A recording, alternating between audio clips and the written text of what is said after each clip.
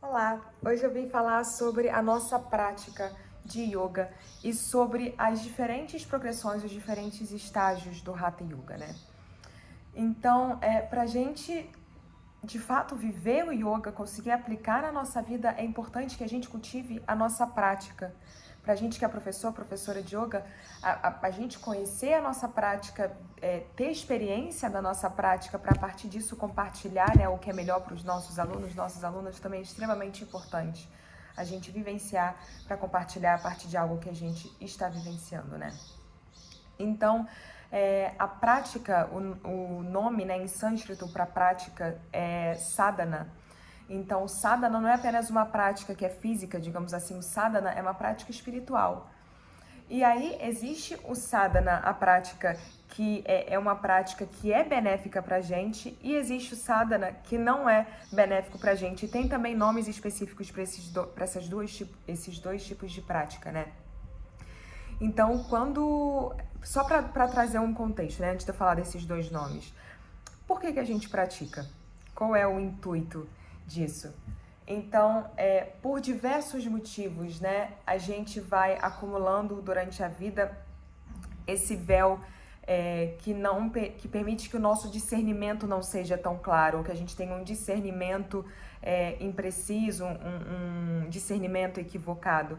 Então, esse véu que traz, como se embaçasse a nossa visão, a gente não conseguisse enxergar claramente a verdade, né, a essência.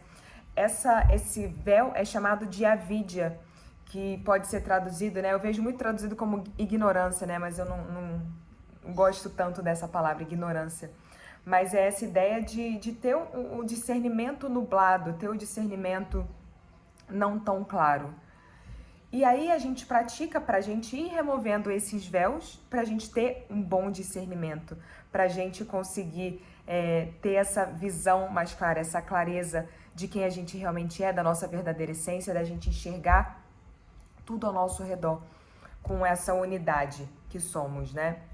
Então, a prática que é benéfica para a gente, ela tá ajudando a gente nessa transformação, ela tá sustentando, pavimentando o caminho para essa nossa transformação. Então, essa prática que é benéfica pra gente é chamada de Sarvanga Sadhana.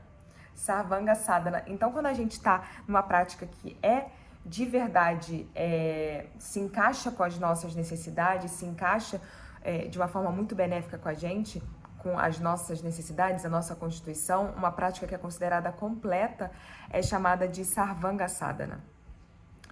Só que ao mesmo tempo tem também a prática que não é tão benéfica pra gente. Então, quando a gente tá estagnado, né, a tradição traz essa ideia de que pra gente evoluir precisa de movimento, né?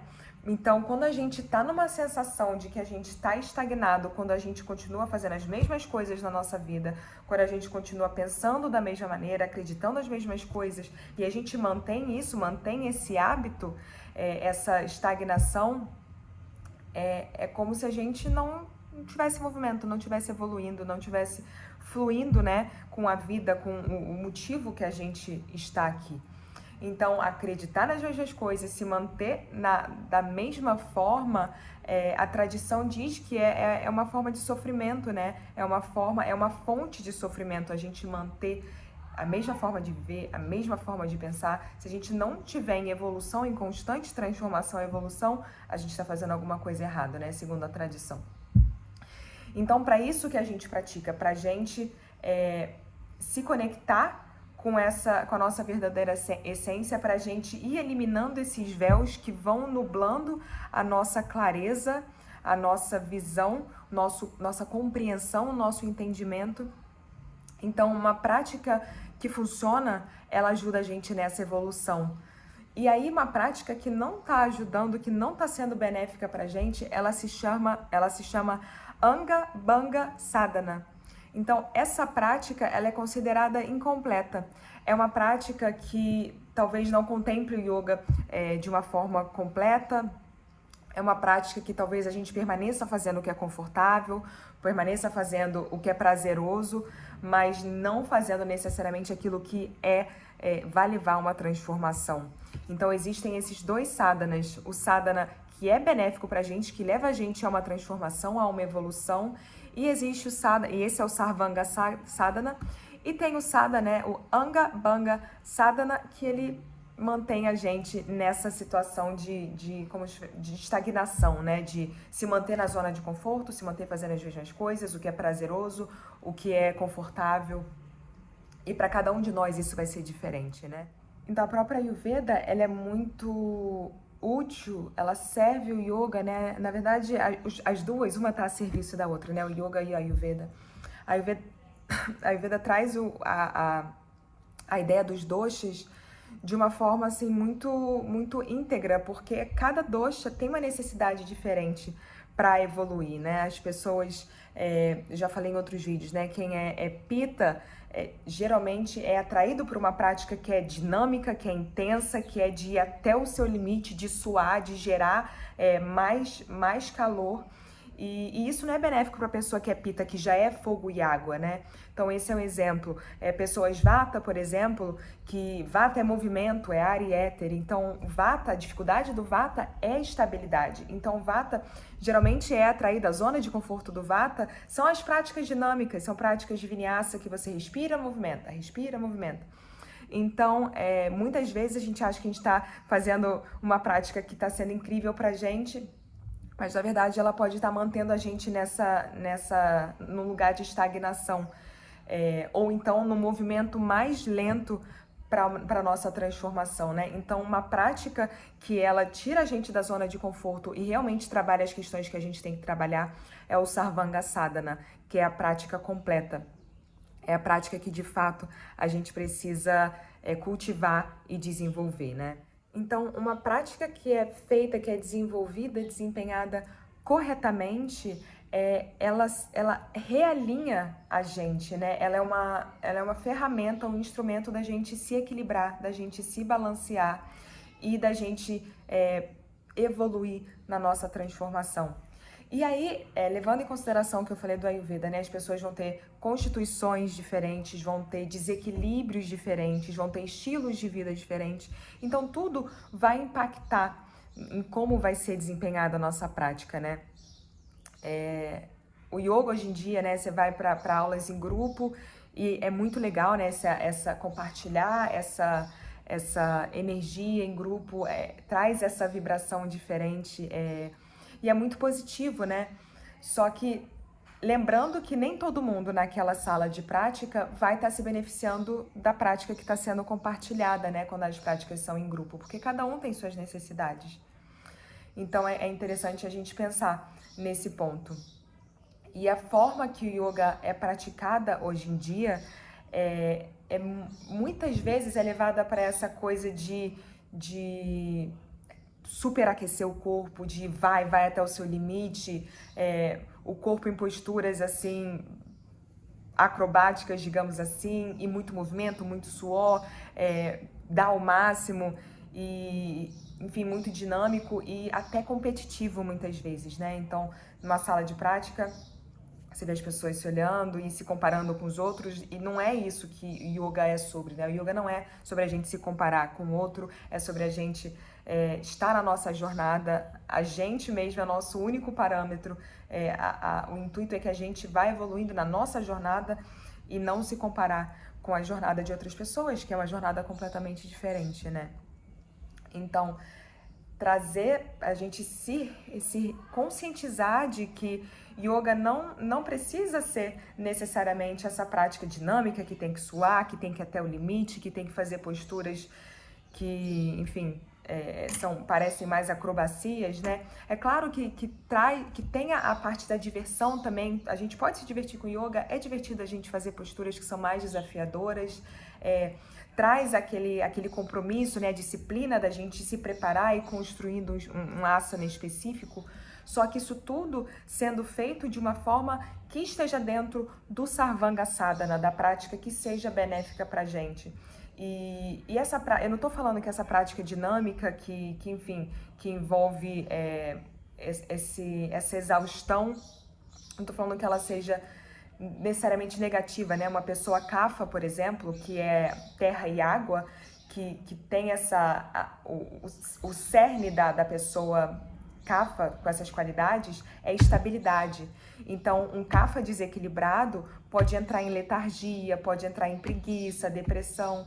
Então, a ideia é que o kapha tenha movimento, tem essa parte dinâmica. Então, uma prática que é dinâmica, que traz essa maior intensidade, vai ser muito benéfica para kapha. Então, essa é a questão, né? Não existe certo e errado. Existe o que é mais benéfico para algumas pessoas e o que é menos benéfico para essas pessoas. E isso vai mudando de acordo com a constituição de cada um, com as necessidades específicas de cada um. Então, muitas vezes o yoga, como a gente vê praticado hoje em dia, não é exatamente o yoga como veio da tradição, né? Não é o yoga que vai levar a gente para essa transformação que é a gente eliminar, diminuir, reduzir a vidya, que é como se fosse nublar, esse nublado de conhecimento, né? Essa névoa que faz com que a gente não veja, enxergue com clareza a realidade. Então, por isso é importante que a gente cultive, adquira uma prática, adquira ferramentas para a nossa prática ser benéfica para a gente, né? Para a gente enquanto professora de yoga, e para a gente compartilhar isso com os nossos alunos, né? Da melhor maneira possível. Então, assim, uma prática eficiente, uma prática que é completa, o Sarvanga Sadhana, né? A prática que é efetiva, a ideia dela é desacelerar. O nosso ritmo de vida já é muito acelerado, a nossa mente já é muito acelerada, então na verdade a gente quer desacelerar. A prática pode ser dinâmica? Pode, mas não precisa ser rápida. A respiração, a gente quer, a respiração em geral, a gente não quer acelerar ela. Acelerar a respiração vai colocar a gente nesse estado de alerta no nosso sistema nervoso simpático. Então a respiração, ela se mantém constante, enfim, tem intuitos diferentes que vai alterar a respiração, né, pranayamas, formas de respirar, mas a respiração, ela é fluida, ela não é apressada e a gente quer que o movimento também seja fluido quando há essa parte dinâmica, né, seja fluido, seja mais lento. Então, essa ideia de pressa, várias vezes eu fui para práticas, né, que estavam sendo guiadas por outros professores, e o professor falava, inspira, faça isso, expira, faça aquilo, inspira, faça isso. E eu não conseguia seguir, a minha respiração estava mais lenta do que aquele ritmo. Então, eu não sabia se eu acelerava a minha respiração para conseguir entrar no ritmo da turma, ou se eu seguia com o meu ritmo da minha respiração, ficando mais para trás. Então, nessa prática, quando eu participei de práticas assim, me deixavam mais desequilibrada do que me sentindo equilibrada no final da prática, né? Então, a gente quer uma prática que desacelere em vez de acelerar, né? E se tiver essa aceleração, que ela seja consciente, que tenha um intuito para isso, que exista uma intenção para isso, e não seja feita aleatoriamente, para ser feito como exercício físico, para suar e, enfim, fiz meu exercício físico hoje. O yoga não é para ser um exercício físico, né? Tem esse quesito, acaba que é um exercício físico, né? A gente está movimentando o corpo, mas é muito mais do que isso, né? O yoga é uma prática espiritual, principalmente, né? Então, tem muito também umas coisas assim muito mirabolantes em práticas de yoga. Manter simples assim é suficiente, não é sobre botar a perna na cabeça, né? Não é sobre isso. Tem esse elemento? Tem. É legal, como eu falei, é legal trazer essa parte da diversão, de trabalhar a flexibilidade. Só que outro parêntese sobre a flexibilidade, né? Não existe nenhuma escritura que fala que tem que ser flexível para praticar yoga ou que fale que um objetivo do yoga é a gente se tornar flexível fisicamente.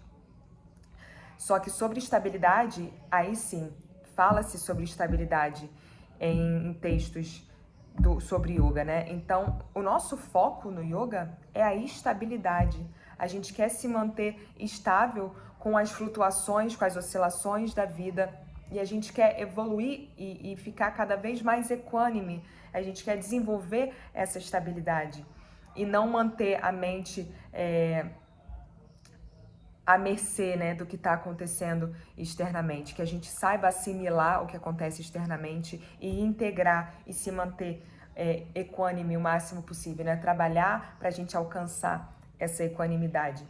Então, práticas, quanto mais simples, sinal que o caminho tá bom.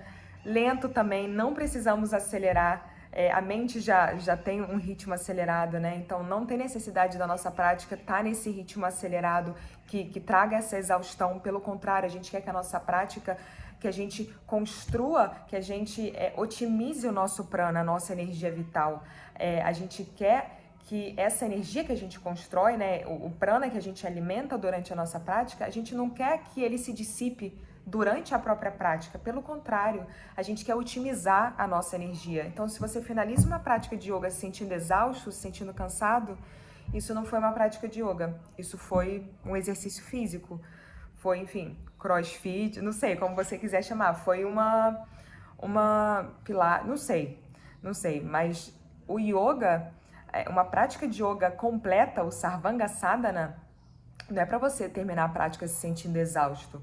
É claro que é normal você sentir que a musculatura trabalhou, né? Às vezes a gente fica até com aquela dorzinha muscular de quem fez exercício, né? Muscular mais intenso. Mas isso é parte do tapas, né? De construir a disciplina. Só que não é pra gente se sentir exausto energeticamente de você terminar a prática e querer dormir e querer não fazer mais nada durante o dia e tá cansado para ir trabalhar, se você praticou de manhã. Eu tenho até uma professora que ela fala que se você dormiu no seu Shavasana por exaustão, então o intuito não é esse, né? O intuito não é que você chegue ao seu Shavasana e apague porque a prática foi tão exaustiva. E assim, e a sensação que dá é o oposto, né? Pode dar a sensação, nossa, eu, enfim, trabalhei tanto, né? Me esforcei tanto na prática que, nossa, apaguei de tão cansada que eu fiquei. Mas esse não é o ideal do nosso sadhana, da nossa prática espiritual. Não é que a gente chegue à exaustão, pelo contrário, é a gente aprender a gerenciar a nossa energia vital e não dissipar essa energia vital. Então a gente tem um momento do exercício físico e a gente tem um momento da nossa prática espiritual. Então, isso é algo que eu aplico na minha vida, né? Então vou dar o meu exemplo. A minha prática pessoal é essa prática que é lenta, é devagar, é sobre estabilidade, muita atenção para a respiração, para a presença, permanências longas na postura. É aí que a mágica acontece, quando a gente permanece na postura por mais tempo, que a gente de fato recebe os benefícios da postura, né? E a parte dinâmica ela é importante também, ela existe, ela é uma preparação para a gente conseguir permanecer na postura, ela é um momento de movimentar energia estagnada no nosso corpo para depois ter a permanência, né?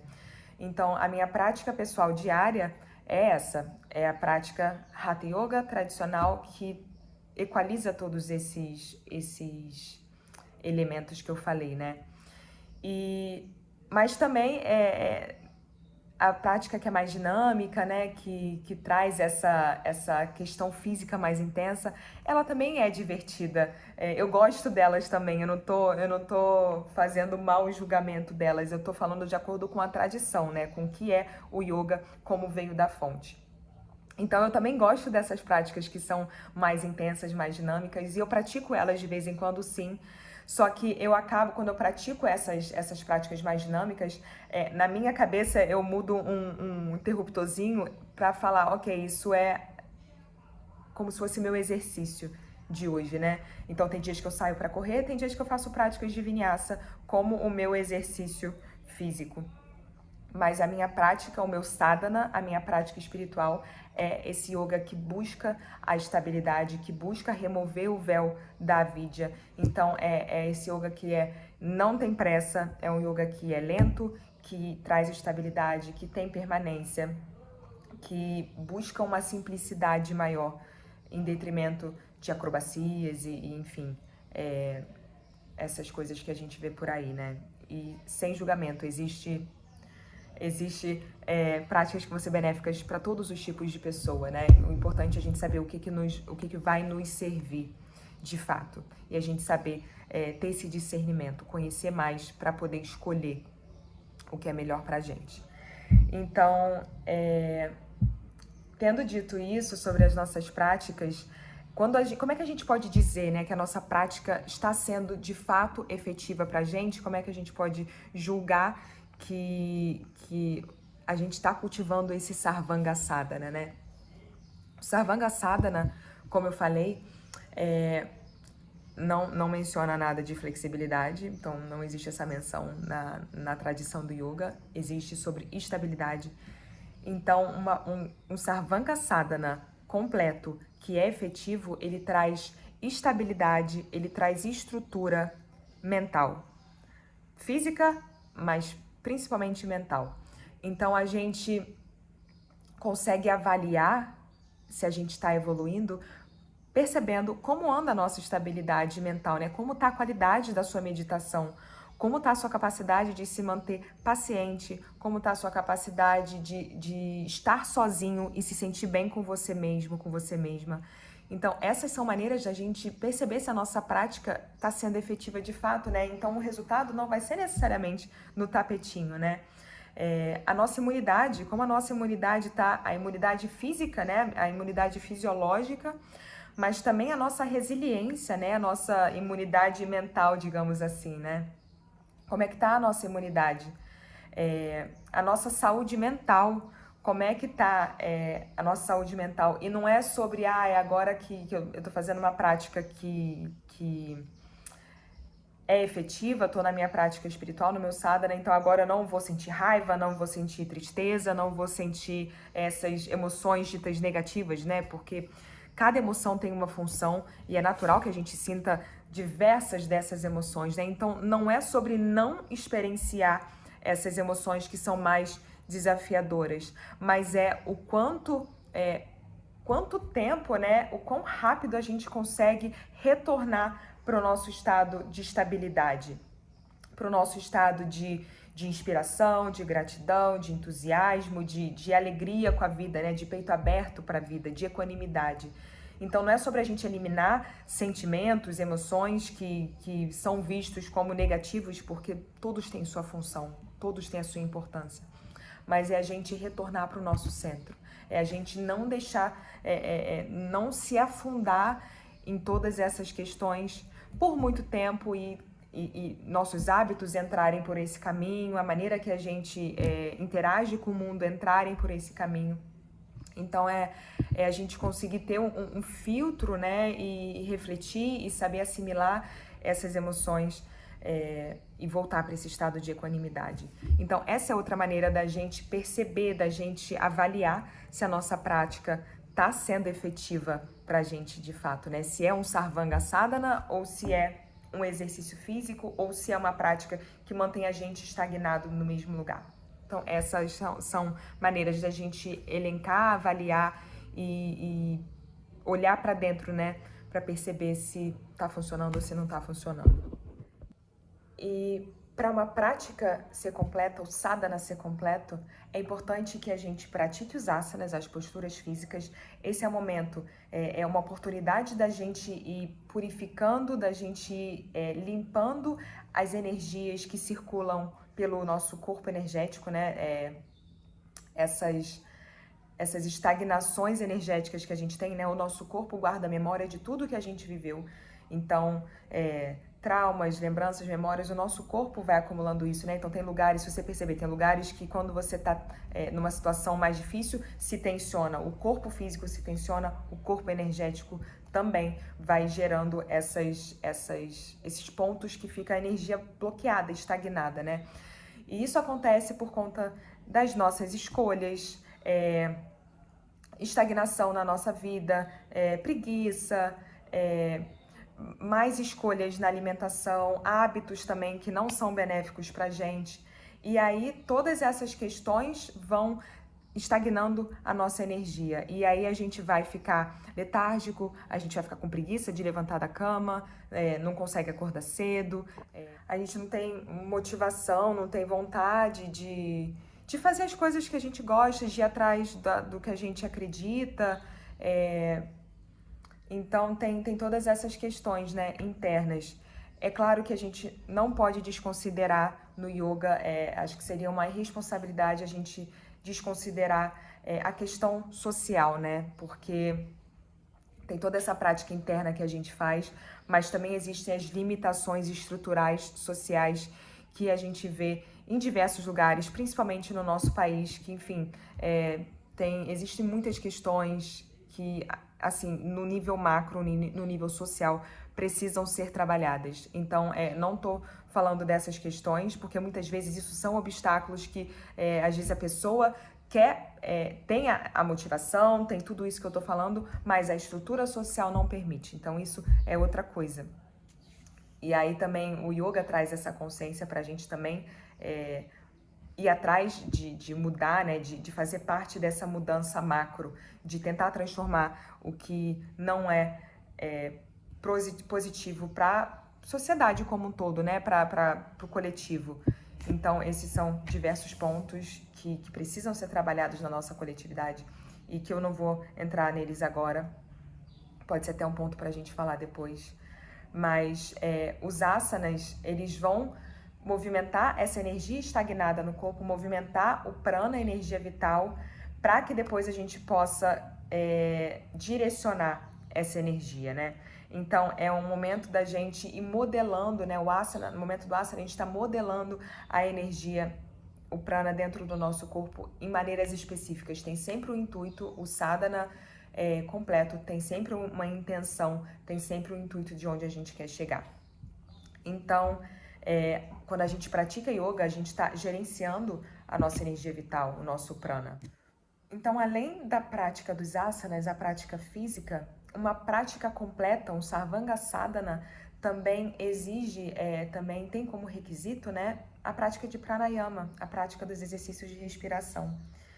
Então, a função do pranayama, dos exercícios de respiração na nossa prática, no nosso sadhana, é a gente cultivar prana e a gente não deixar ele se dissipar, a gente saber conter esse prana pra gente. Então, a ideia é que a nossa prática nos dê energia, nos alimente para a nossa vida, né? E não que a gente esgote a nossa energia na nossa prática.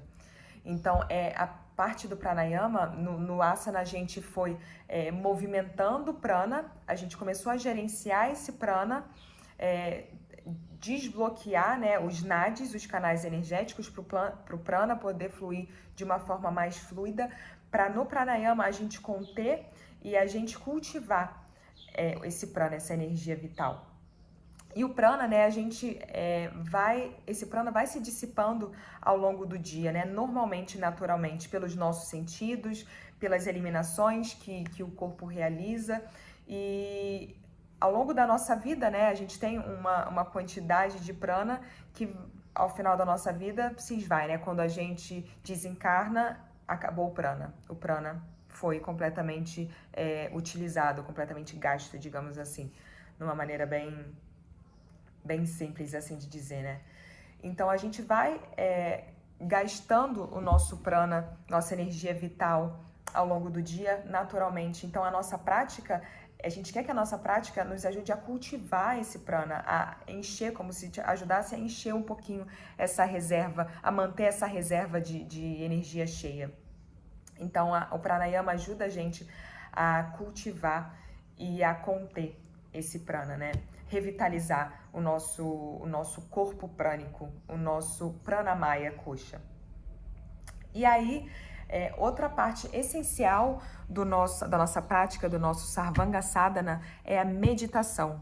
Então, o ideal é a gente iniciar com a parte física, né, os asanas, ir para a meditação, para os exercícios de respiração, para o pranayama, né, para os exercícios de respiração, e em seguida ir para a meditação. Então, uma prática completa, a gente tem as posturas físicas, os asanas, a gente tem, e esse momento a gente está movimentando energia estagnada, a gente está deixando os nadis carregarem o prana de uma maneira fluida. Depois a gente tem o pranayama, que a gente está contendo e cultivando, né, o nosso prana de uma maneira mais precisa. E a outra parte essencial da nossa prática é a meditação. Então, a meditação é esse estágio final, né? Então, o ideal é que todo dia a nossa prática tenha a postura física, os asanas, tenha o pranayama, né? Os exercícios de respiração e a meditação, que a prática se finalize com a meditação. Então, nesse momento, essa energia que a gente movimentou, que a gente cultivou, nesse momento a gente quer direcionar esse prana, essa energia vital internamente.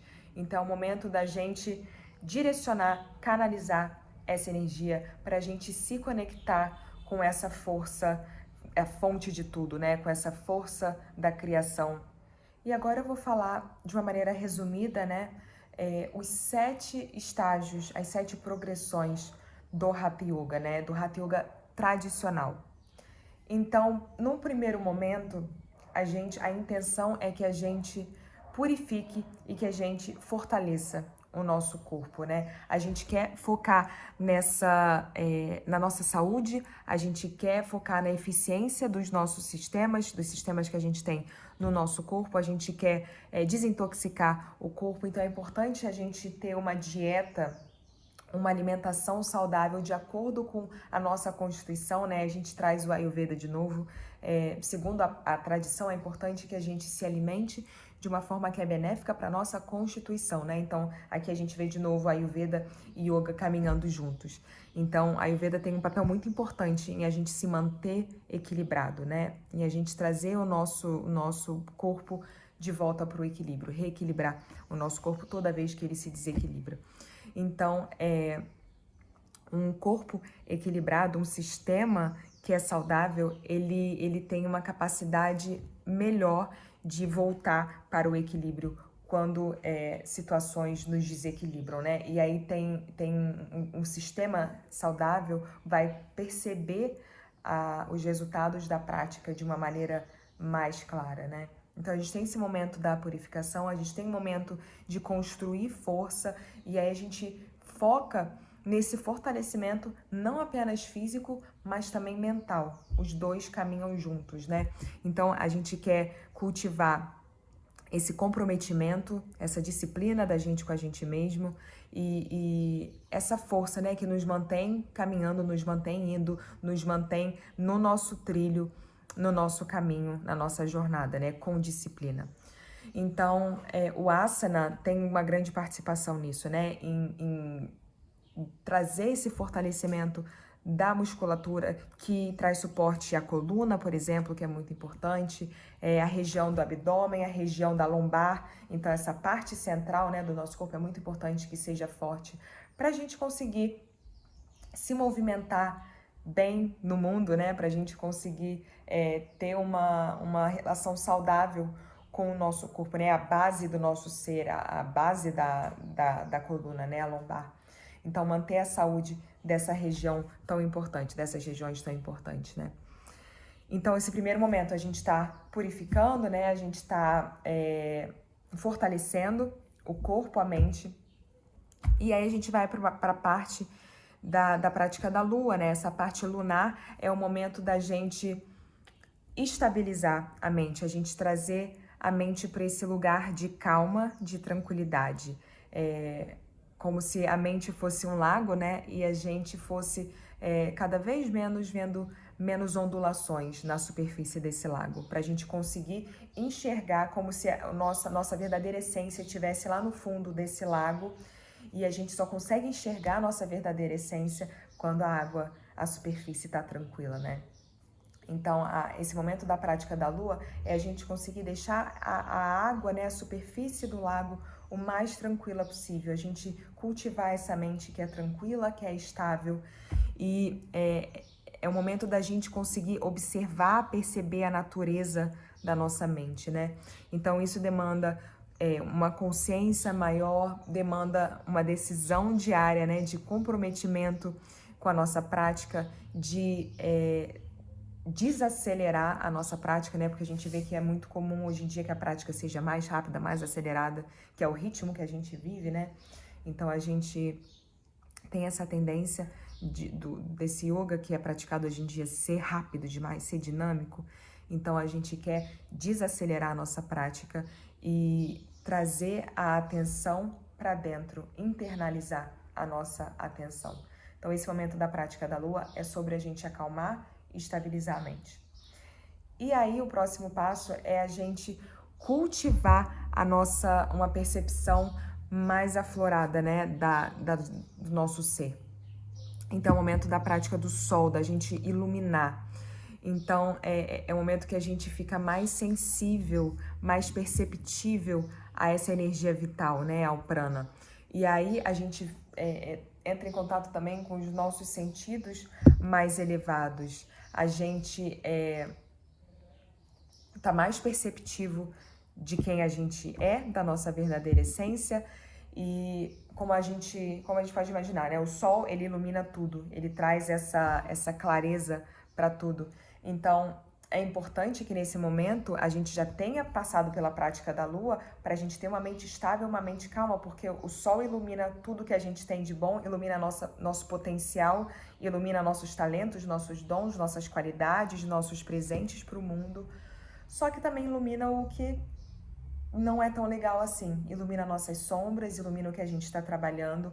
Então, para a gente conseguir gerenciar, para a gente conseguir lidar com tudo isso, é importante que a gente tenha já estabilizado a nossa mente, que a nossa mente esteja calma, que a gente tenha um discernimento, uma compreensão maior da nossa mente. Então, a prática do sol, ela traz essa potência da gente cada vez se sensibilizar mais ao nosso prana, da gente se conectar com o nosso potencial, só que com esse cuidado, né, que a prática da lua vai trazer. Então, nesse momento da prática do sol, a gente está também nesse momento de expansão, da gente intensificar a nossa conexão com o prana, né? Então, toda a prática, tanto na prática da lua, tanto a prática do sol, vai caminhar para essas intenções que eu tô falando, né? E isso vai influenciar no grupo de posturas que é praticado, no tipo de pranayama que vai ser praticado, tipo de meditação também.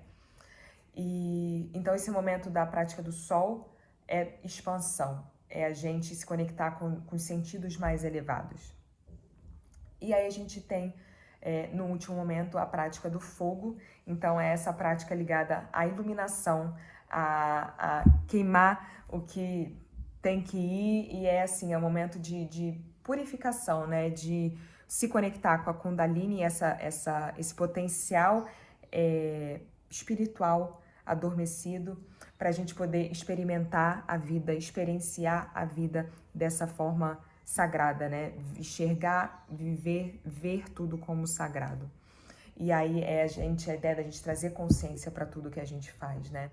E aí a gente vai fazer essa fusão, né, da lua, do sol no centro, na região abdominal, para aquecer esse fogo, né, que vai eliminar nossas limitações, que vai avivar a nossa Kundalini, né, esse potencial espiritual adormecido, vai ativar o nosso canal central, o Sushumna, né, o nosso canal energético central, o Sushumna, que é por onde a Kundalini, né, transita, que é por onde ela se eleva. Então a gente tem esses estágios diferentes na prática tradicional do Hatha Yoga. A gente tem esse momento inicial, né, de purificação, esse momento de fortalecimento, passa para a prática da lua, para estabilizar a mente, para ter uma mente calma, tranquila, que perceba a sua própria natureza. Depois a gente passa para a prática do sol, que é a expansão, que é brilhar, é a gente conseguir expressar, colocar no mundo, manifestar o nosso potencial com muito cuidado, né, a partir de uma mente estável. E no último momento a gente vai para a prática do fogo, né, que é esse momento da união dos dois, esse momento de iluminação. Então essa é a trajetória da prática tradicional do Hatha Yoga. Então eu queria encerrar falando sobre a importância que eu falei lá no início de um Sarvanga Sadhana, uma prática espiritual com propósito, uma prática completa, uma prática que leve a gente para uma transformação, para a gente se conectar com a nossa verdadeira essência, para a gente ir eliminando os véus que deixam o nosso discernimento comprometido, para a gente cada vez mais ter clareza sobre a realidade, cada vez ter mais clareza sobre quem a gente é e ter mais clareza sobre tudo, na verdade, né? Então, a prática deve ser completa. Então, se a sua prática de yoga ela não está caminhando para isso, a sua prática de yoga pode ser algo que está te mantendo na mesma, né? Pode estar trazendo um bem-estar, uma sensação boa, mas que não necessariamente está te levando para a sua transformação, para a sua evolução, enquanto um ser encarnado nesse momento, nesse planeta. Então, eu te convido, né, te incentivo a você cultivar, né, ir atrás de uma prática que te ajude a se expandir, né, te ajude em você ser cada vez mais quem você é, cada vez mais estar conectado com a sua essência, mais conectado com a fonte e com todos os outros seres, né? Nós somos uma célulazinha desse organismo. Cada um de nós é uma célula, né, desse organismo, e tudo que a gente faz reverbera no outro, tudo que o outro faz reverbera na gente. Então, te convido para você mergulhar e explorar essa prática que traz essa evolução, que traz essa transformação. Então, se você tiver dúvidas, se você tiver comentários, vai ser um prazer poder receber, poder comentar. E te convido também para você curtir, para seguir aqui as redes. E te vejo na próxima. Namastê. Tenha um ótimo dia.